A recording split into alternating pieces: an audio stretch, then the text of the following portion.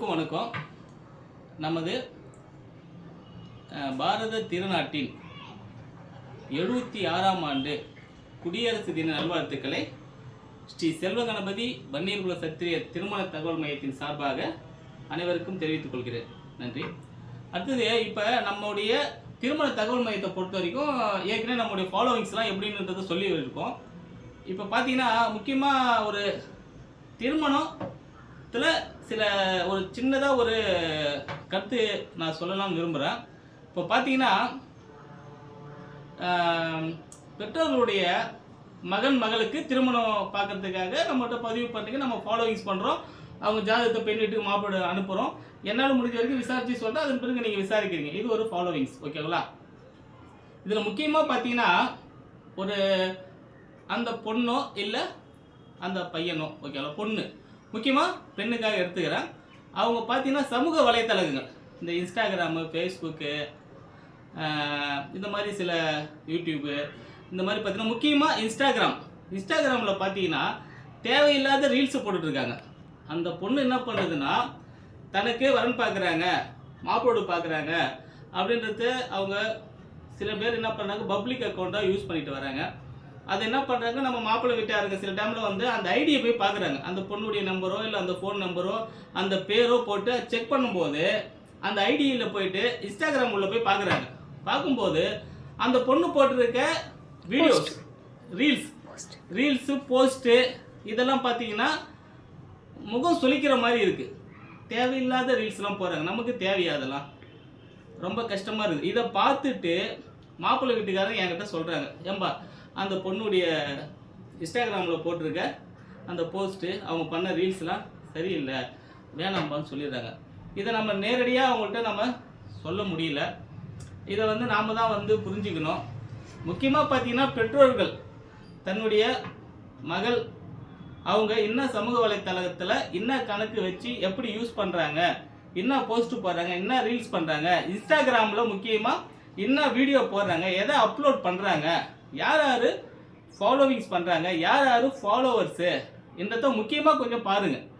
அவங்களுக்கு திருமணம் முடிகிற வரைக்கும் கொஞ்சம் தயவு செஞ்சு தன்னுடைய பொண்ணுடைய இன்ஸ்டாகிராம் ஐடியை செக் பண்ணுங்கள். இதை தவறாக நினச்சிக்க வேணாம்.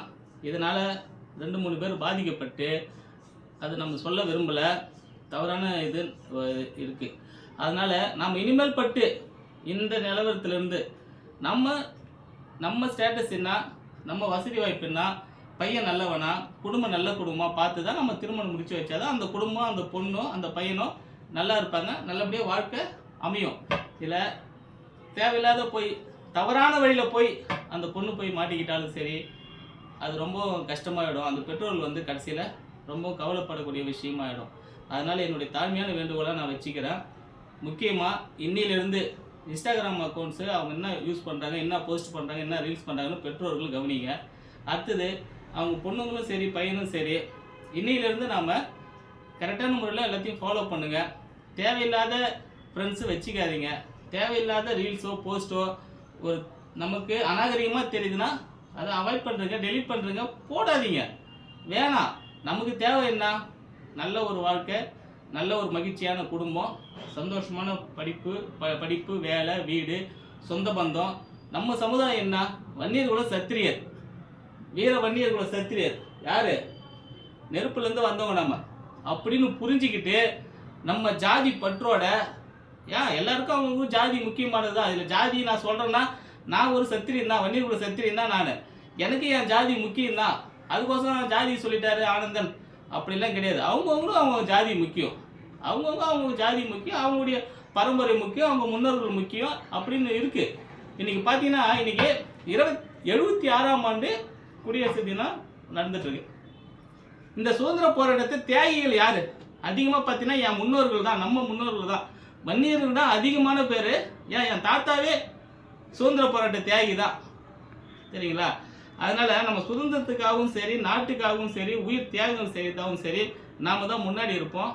நம்ம நாட்டை ஆண்டதும் சரி, நம்ம மன்னர்களும் சரி, நாம் அந்த வழி வந்தவங்க. அதனால் பார்த்தீங்கன்னா கொஞ்சம் நம்ம பெற்றோர்கள் அந்த சமூக வலைதள கணக்குகளை தயவு செஞ்சு கண்காணிங்க. தேவையில்லாத போஸ்ட் போடுறாங்க, ரீல்ஸ் பண்ணுறாங்கன்னா அதை தடை பண்ணுங்க. இதுதான் நான் இன்றைக்கி சொல்ல வர கருத்து. ஓகேவா? இதில் நான் எதாவது தவறாக சொல்லியிருந்தாலும் நீ என்னை திருத்திக்க சொன்னாலும் நான் சொல்லினா இப்படி இப்படி பண்ணுப்பான்னு சொன்னாலும் நான் கேட்டுக்கிறேன். என் மனசில் இருக்கிறத இன்றைக்கி சொல்லணும்னு விருப்பப்பட்டேன், சொல்லிட்டேன். அனைவருக்கும் நன்றி, வணக்கம்.